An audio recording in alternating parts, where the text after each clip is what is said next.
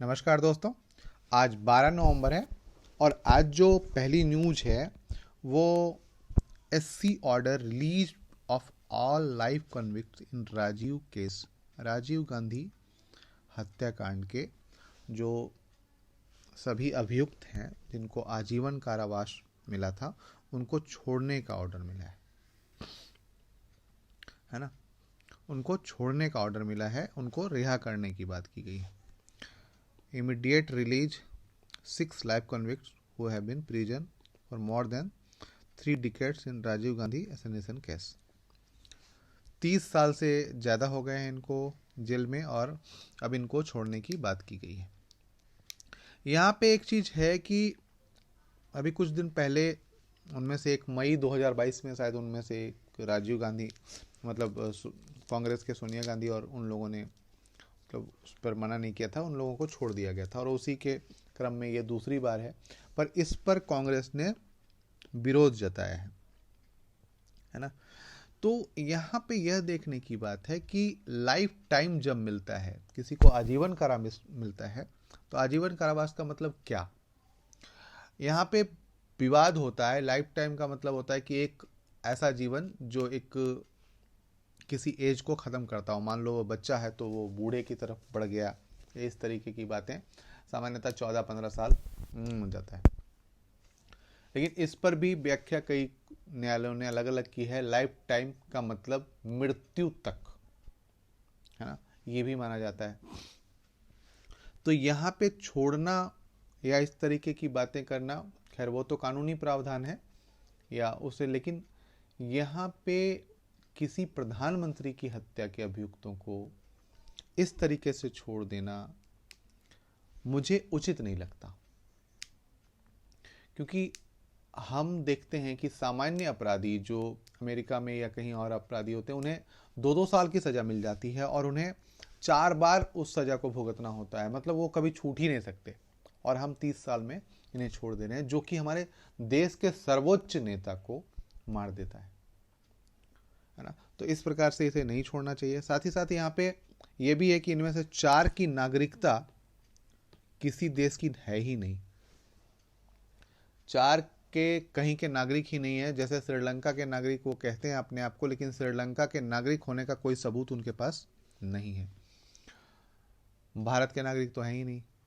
तो इस तरीके से ये ऐसे हैं जिनको छोड़ने के साथ ही फिर से गिरफ्तार किया जा सकता है क्योंकि वो अवैध प्रवासी के रूप में आए थे। तो इस प्रकार से बहुत सारी चीज़ें हैं, लेकिन आपको यह देखना है सुप्रीम कोर्ट को एक्स्ट्रा ऑर्डिनरी ऑर्डर जारी करने का क्या अधिकार है और क्या इस पे संसद रोक लगा सकती है, इसे आपको देखना है। ठीक है, क्या इस पर संसद रोक लगा सकती है। एक्स्ट्रा ऑर्डिनरी जो ऑर्डर जारी करते हैं, एक्स्ट्रा ऑर्डिनरी पावर्स जो है इसके पास, वो क्या है और इस पे किस प्रकार से लगाम लगाई जा सकती है, इसको आपको देखना है। ठीक है, इसके बाद जो अगली न्यूज है वो है पेपर 5 पे। Modi says Bengaluru city will be developed by the way Kempegowda invested. Kempegowda एक लीडर है, नेता है, सामंत हैं जिन्होंने बेंगलुरु शहर को बसाया है। ये कृष्णदेव राय के समय के थे। तो आपको एक चीज और देखना है, यहाँ पे इंपॉर्टेंट फिर से हो गया है विजयनगर साम्राज्य। कौन सा? विजयनगर साम्राज्य, है ना। तो आपको फिर से विजयनगर साम्राज्य में देखना है। तुलुव, सुलुव, है ना, ये वंशों के बारे में जान लेना है, वंशों का क्रम जान लेना है और इसके बारे में जान लेना है। यदि आप सामान्य व्यक्ति भी हैं तो भी आप जानिए विजयनगर साम्राज्य दक्षिण का एक बहुत शक्तिशाली साम्राज्य हुआ करता था और इसी पे आपको जानना है कि विजयनगर साम्राज्य में कौन कौन से वंश थे, इसकी स्थापना किसने की थी, है ना, और यह कहाँ तक फैला हुआ था, वर्तमान का कौन कौन सा क्षेत्र था। तो ये जान लेंगे, यहाँ से क्वेश्चन में भी प्री में पूछ सकता है, तो इसके लिए आप इसको तैयार कर लेंगे। और इसी पे एक और न्यूज है कि सून 142 पुलिस स्टेशन इन केरला चाइल्ड फ्रेंडली। ठीक है, बच्चों के मतलब अनुरूप या बच्चों के दोस्ताना व्यवहार के इस तरीके से यह जो है थाना स्थापित किया जाएगा। अब ये ज़रूरत क्यों है, क्या कारण है कि बहुत सारे स्टेज होते हैं जिसमें, जैसे आप देखो किसी बच्चे को लेके जाओ तो बच्चा तो पहले से ही डरा होता है, पहले से ही उसे समझ में नहीं आता कि ये मतलब, आप देखो ना कि आप क्या वर्ड यूज करते हो कि पुलिस से जाएगी पकड़ लेगी, है ना। हमारे माइंड में या हम बच्चों के माइंड में ये भर रहे हैं पुलिस आ जाएगी और पकड़ लेगी। तो पुलिस आ जाएगी और पकड़ लेगी, ये चीज़ें हम जब डालते हैं किसी बच्चे के मन में, उसका मतलब है कि उससे डरना चाहिए। पुलिस बहुत प्रयास करती है कि बच्चों से, महिलाओं से या लोगों से, जैसे सामान्यतः अच्छी व्यवस्था में जो है वो करते हैं कि ताकि उनसे वो डरे नहीं, उनसे वो अपनी बातें कह सके। लेकिन फिर भी बच्चे पुलिस के नाम से डरते हैं, या महिलाएं या सामान्य जन भी, है ना। तो इस तरीके की चीज़ों को कम करने के लिए इस तरीके के जो स्टेशन है, पुलिस स्टेशन है, उनको स्थापना की जा रही है। यहाँ पे आप मेंस में यदि ये क्वेश्चन आता है तो यहाँ पे कुछ जैसे महिला थाना बनाए गए हैं कई जिलों में या कई राज्यों में, महिलाओं के लिए अलग थाने की व्यवस्था है, विकलांगों के लिए, SC ST के लिए, इस तरीके से एक विशेष थानों का प्रावधान किया जा सकता है जिसे नॉर्मल और स्पेशल, है ना, स्पेशल पुलिस स्टेशन, है ना, पुलिस स्टेशन का निर्माण किया जा सकता है, जहाँ पे किसी एक कैटेगरी का नहीं हो, जहाँ पे एक सारी कैटेगरी, जैसे महिलाओं की व्यवस्था, SC ST की व्यवस्था, विकलांगों के लिए, मतलब इस तरीके की चीज़ें उनके फ्रेंडली, उनके एकदम से अनुकूल, है ना, वो बनाया जाए तो वो बेहतर होगा। ठीक है, तो आप सजेशन दे सकते हैं। उसके बाद है जो न्यूज है वो है autonomy oils the wheel of higher education, है ना। ऑटोनॉमी ऑयल्स मतलब स्वायत्तता देने की बात कह रहे हैं, जो हायर एजुकेशन उनको स्वायत्त कर देना चाहिए, सरकार से बिल्कुल अलग कर देना चाहिए। दो चीज़ें हैं यहाँ पे, सरकार से अलग करने का मतलब होता है संसाधनों की कमी,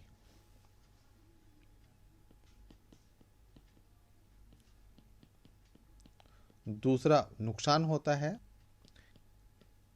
कि सरकार का प्रभाव,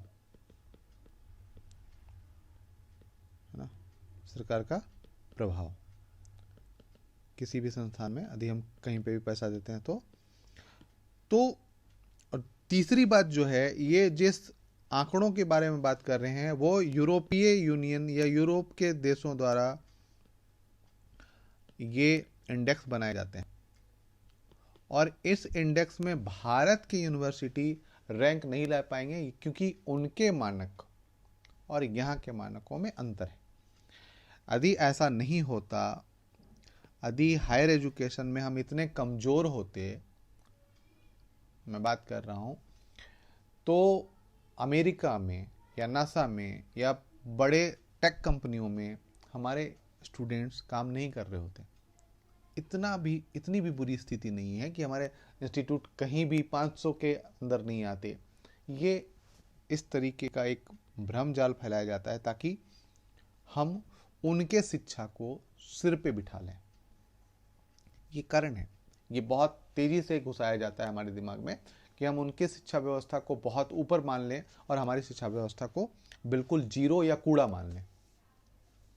जैसे ये एक स्ट्रेटजी होती है कि हम अपने घर में जो सामान है उसको कूड़ा मान लें, और या अपने घर की जो खाने की चीज़ें हैं उसे कूड़ा मान लें, और बाहर में जो सड़ा हुआ रोटी मिल रहा है उसे हम बहुत ही हाई स्टैंडर्ड का माने।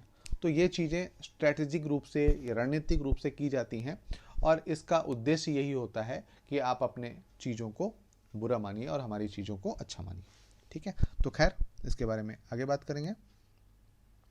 इसके बाद है Yellen pushes for global cooperation on the regulation of crypto currency, है ना। उसके पहले एक और भी न्यूज है,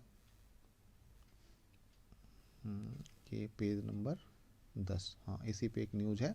altitude decides simians attitude to diet, है ना। जो ऊंचाई है और ऊंचाई में रहने वाले जो जीव हैं, ये इनकी बात की गई है। हिमालयन ग्रे लंगूर, है ना, मोस्टली ईट लीव्स। तो यहाँ पे यह डिसाइड कर रहा है कि वो कितनी ऊंचाई में रह रहा है, तो वह ऊंचाई डिसाइड करेगा कि वह पत्ते खा रहा है या फल पे जिंदा है या फूल पे जिंदा है। तो इसी के बारे में इससे बात की गई है, आप इसे पढ़ लीजिए, ठीक है। इसमें कुछ ज़्यादा समझाने का है नहीं। उसके बाद जो अगला है वो है अमेरिका की जो ट्रेजरी सेक्रेटरी हैं जेनेट येलेन। उन्होंने कहा है कि क्रिप्टो करेंसी को रेगुलेट करने के लिए, नियमन करने के लिए हमें ग्लोबल कॉपरेशन की आवश्यकता है, वैश्विक सहयोग की आवश्यकता है। और इसी क्रम में उन्होंने भारत के वित्त मंत्री निर्मला सीतारमण से बात करी है। यही है, ज़्यादा कुछ नहीं है इसमें। क्रिप्टो करेंसी के बारे में आप कितना जानते हैं ये जान लीजिए। साथ ही साथ क्रिप्टो करेंसी पर्यावरण के लिए कितना नुकसानदायक है ये जान लीजिए।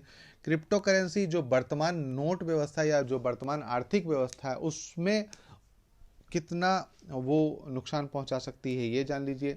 साथ ही साथ क्या क्रिप्टो करेंसी को वैध कर देना चाहिए या एथिकल क्वेश्चन है, इसके बारे में विचार करिए। क्वेश्चन लिख लीजिए इस तरीके के, है ना, पेन पेपर लेके बैठिए और क्वेश्चन लिख लिया कीजिए ताकि आप उसको सॉल्व कर सकें। धीरे धीरे जब पढ़ेंगे तो आप उसे सॉल्व कर सकें।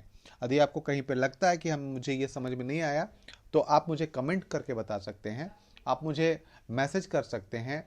फेसबुक हमारा पेज है IAS प्रबंधन, उसमें आ सकते हैं, वहाँ पे पूछ सकते हैं। वहाँ पे नंबर दिया गया है, मेरा पर्सनल नंबर अभी दिया गया है, तो आप वहाँ पे मैसेज छोड़ सकते हैं। और साथ ही साथ यदि आप पेज पर नए आए हैं तो लाइक शेयर सब्सक्राइब कमेंट जरूर करें, ठीक है। धन्यवाद, आज के लिए इतना ही। फिर कर मिलते हैं क्या और क्यों पढ़ें के साथ।